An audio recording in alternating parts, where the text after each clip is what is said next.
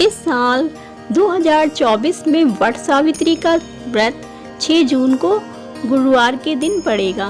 तो चलिए आपको बताते हैं आज वट सावित्री व्रत की पूजन सामग्री।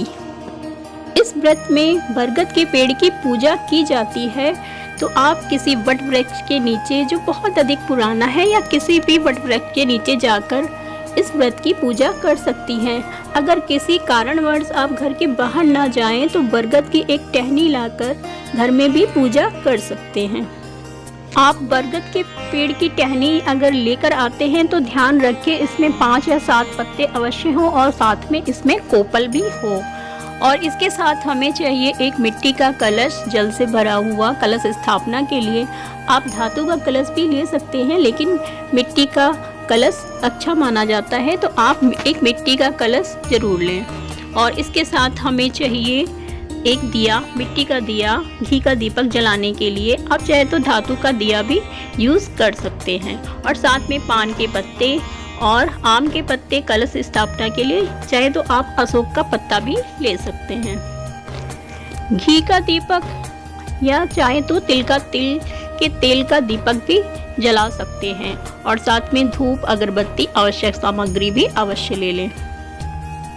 हर पूजन में सर्वप्रथम गणेश जी की पूजा की जाती है। तो गौरी गणेश के लिए आप सुपारी को गणेश स्वरूप और हल्दी को गौरी स्वरूप ले सकते हैं। और साथ में या तो कहीं कहीं पर गोबर गणेश की गौरी गणेश भी बनाए जाते हैं, उसको भी स्थापित कर सकते हैं। साथ में आप पान का पत्ता ले लीजिए।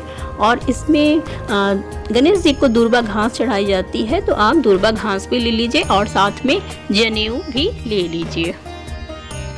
वट सावित्री पूजा में बांस के पंखे का बहुत अधिक महत्व है और बांस की टोकरी भी। तो आप बांस का पंखा, कहीं कहीं पर 2 पंखा चढ़ाया जाता है और कहीं कहीं पर 1 पंखा, तो आप बांस का पंखा अवश्य लीजिए।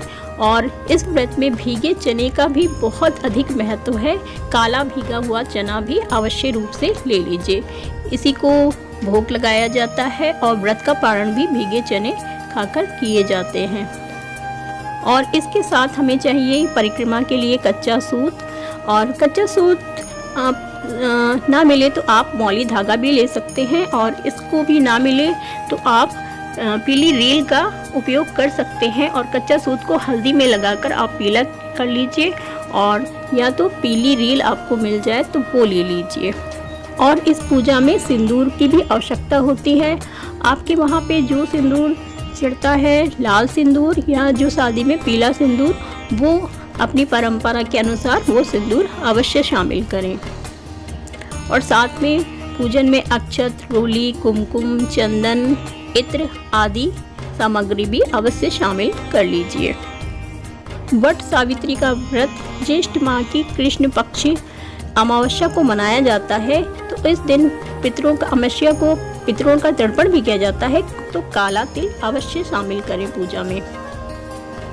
पूजन के बाद आरती और हवन किया जाता है। तो आप इस पूजन में हवन सामग्री और आरती के लिए कपूर आदि और थोड़ा पूजा के लिए पुष्प आदि, पुष्प की बनी माला जरूर इस पूजन सामग्री में शामिल करें। वट सावित्री पूजन में मीठे का भोग लगाया जाता है। तो आप मिठाई, बताशा और कहीं कहीं पे परंपरा है मीठे गुड़ और आटे के मीठे गुलगुले और बरगदा है और आटे की बनी पूड़ियाँ, तो इन सब का भोग लगाया जाता है। इसको पूजन में अवश्य शामिल करें। वट सावित्री व्रत कथा एक पुस्तक अवश्य शामिल करें। आप चाहें तो सत्यवान सावित्री की मूर्ति या चाहे तो ये पुस्तक ले सकते हैं। इसमें वट सावित्री में सत्यवान और सावित्री का चित्र बना हुआ होता है। तो ये पुस्तक अवश्य शामिल करें कथा भी पढ़ने के लिए। साथ में श्रृंगार का सामान दान किया जाता है। तो आप कुछ श्रृंगार का सामान अवश्य रखें। कहीं कहीं पर ये सास को बायना के रूप में दिया जाता है। तो श्रृंगार का सामान और साड़ी भी दिया जाता है। और स्वयं के लिए भी अपनी एक साड़ी चढ़ाइए, बिछिया चढ़ाइए और फिर बाद में उसका उपयोग आप कर सकती हैं। और पति के लिए भी आप रुमाल या पैंट शर्ट का कपड़ा चढ़ाकर फिर उनको दे सकती हैं।